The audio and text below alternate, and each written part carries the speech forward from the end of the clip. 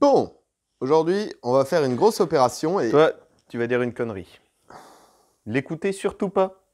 Tu vas faire de la merde. Moi, je te le dis. Hein. Je vous aurais prévenu. C'est fini.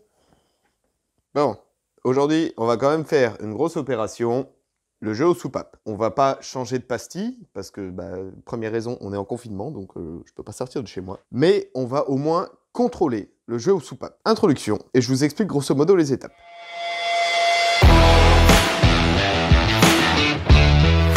Dans un épisode précédent, on a parlé du moteur. On a aussi parlé des soupapes internes au moteur. Ces soupapes, il faut qu'elles soient étanches. Pour ça, on a tout un mécanisme, donc les soupapes, les poussoirs, l'arbre à cames, sauf qu'avec le temps, ces pièces s'usent. On a un jeu aux soupapes. En gros, c'est, vous vous rappelez le moteur, quand la soupape est fermée, donc la came qui est comme ça, ne touche pas la soupape. C'est le jeu entre ce dos de came et le poussoir, c'est l'épaisseur là qu'on veut mesurer. Parce qu'avec le temps, les pièces s'usent et ça se contrôle. Donc j'ai gagné un peu de temps. Dans les autres épisodes de tuto mécanique, je vous ai expliqué comment démonter le réservoir et les écopes. Ce qu'on va faire, on va ouvrir ici au carter d'alternateur et cette petite lumière. Une lumière, c'est un trou à travers lequel on voit. Ça s'appelle une lumière. Et on va aussi desserrer notre couvre-culasse pour avoir accès aux arbres à cames. Attention, c'est pas une opération anodine. Si vous ne vous sentez pas de le faire, toujours faites-le faire en magasin. Si vous avez les outils, si vous avez la passion et la patience de le faire, on peut le faire ensemble. Pour les outils, en soi, il n'y a pas grand-chose. Il vous faut une douille hexagonale, c'est ce qu'il y a le mieux, ou alors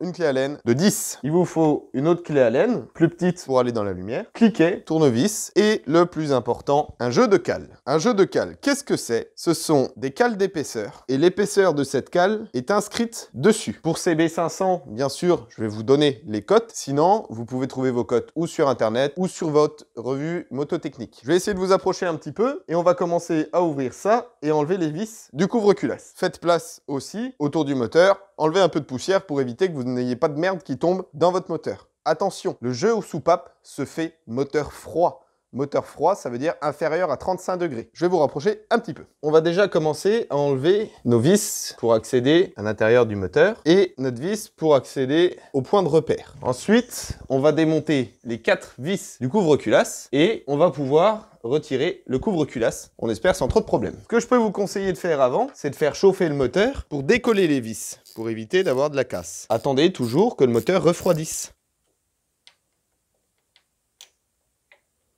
Voilà, donc on en a une, on en a deux, et on a les deux autres même de l'autre côté. Petit maillet que l'on ajuste là.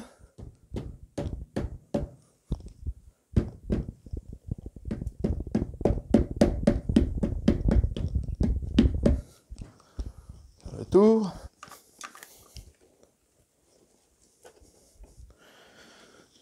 Hop, hop. Maintenant, il faut réussir à dégager le bordel. Bon, j'ai réussi à enlever le couvre-culasse. Vous m'excusez, j'ai un petit peu galéré. Il n'y a pas des masses de place. J'ai desserré 2-3 petites vis pour faire un petit peu de place. Du coup, on a accès au couvercle d'alternateur, à la lumière pour voir les repères d'alignement des soupapes, aux soupapes et aux arbres à cames. Enfin, aux soupapes, aux poussoirs. Donc, ce qu'on fait, on va prendre un cliquet avec une douille de 14. On va se mettre en mode desserrage pour tourner dans le sens anti-horaire pour aligner le repère T à travers la lumière. Moi, je vais vous le faire tourner. On voit les soupapes qui bougent tout doucement. Forcez pas, hein, parce que les chambres de compression sont étanches, donc il y a de la pression et tout. C'est pas la peine de forcer. Les fuites se font toutes seules et la pression s'élimine toute seule. Voilà.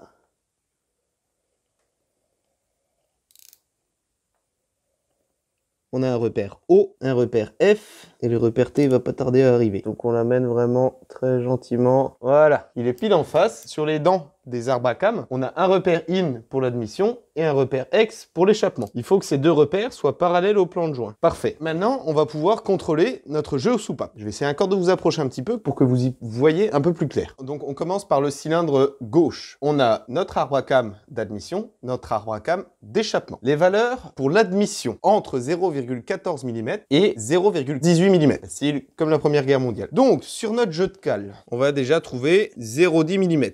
C'est par pas de 0,05. Donc, on a ou 0,10 ou 0,15. Donc, on peut commencer par 0,15. Et 0,15, il passe pas. On a beau essayer, il ne passe pas. Du coup, on va essayer 0,10. 0,10, lui, 0,10, il passe. Il passe large, jusqu'au bout. Il passe sans aucune pression, vous voyez ? passe bien sous le dos de la cam. Ok? Donc notre jeu est entre 0,10 mm large et 0,15 où ça passe pas. Pour un jeu de 0,14, on est plutôt bon, à savoir que la moto a 55 000 km. On a encore un peu de marge avant de devoir changer la pastille. Je sais, on est en dessous des marges, mais c'est pas choquant. Donc maintenant, on va regarder pour l'échappement. Alors le jeu à l'échappement est plus gros parce que les soupapes chauffent plus. Donc on a dit entre 0,23 et 0,27, donc on va essayer 0,25. 0,25, il ne passe pas. Donc on va essayer 0,20. Bon, 0,20 ne passe pas non plus. On va regarder 0,15. Ah, 0,15, il passe impeccable. Il n'y a aucun souci. Donc notre jeu à l'échappement est entre 0,15 et 0,20. Il est un peu plus inférieur aussi, mais c'est pas énorme. C'est une moto qui a plus de 20 ans. Le jeu n'a pas bougé. Je pense qu'à mon avis, en usine, ils ont dû les monter un peu plus serrés. Et surtout, je vais pas m'emmerder à changer une pastille sur un CB qui marche très bien, qui ne claque pas, qui a 55 000 bornes. Je pense que je vais réattendre au prochain jeu aux soupapes en fonction de comment ça évolue. Mais en général, sur les CB, avant 100 000 km, il n'y a pas besoin de changer les pastilles. Ok, donc on a vérifié notre jeu aux soupapes sur le cylindre gauche. Maintenant, on va le vérifier sur le cylindre droit. Pour ça, on va faire tourner le moulin dans le sens horaire à 180 degrés pour que les repères EX, exhaust, donc échappement, soient à la verticale. Je vais essayer de vous montrer ça. Enfin, à la verticale. Pour qu'ils soient perpendiculaires par rapport au plan de joint. Donc là, on le voit. Voilà, il est ici. Juste là, il est perpendiculaire au plan de joint. Et on fait la même opération pour le cylindre droite. Donc là, on voit pas, hein, mais c'est exactement le même principe. 0,10, elle passe large. Non, elle ne passe pas, 0,15. Donc pareil, comme de l'autre côté. Et pour l'échappement, 0,20, elle ne passe pas. 0,15 devrait passer. 0,15 passe large. Ok, donc on a exactement le même jeu sur le cylindre gauche et sur le cylindre droit. Maintenant, on va pouvoir... Le jeu aux soupapes, là, ça y est, il est fait, il est contrôlé, c'est fini. Donc maintenant, on va pouvoir remonter le couvre-culasse et resserrer tout ça, remonter tout. Et c'est fini. Donc c'est pas une opération qui est très compliquée, par contre ça nécessite d'être méthodique. Bon, maintenant c'est le plus compliqué, c'est-à-dire qu'il faut remettre le couvre-culasse.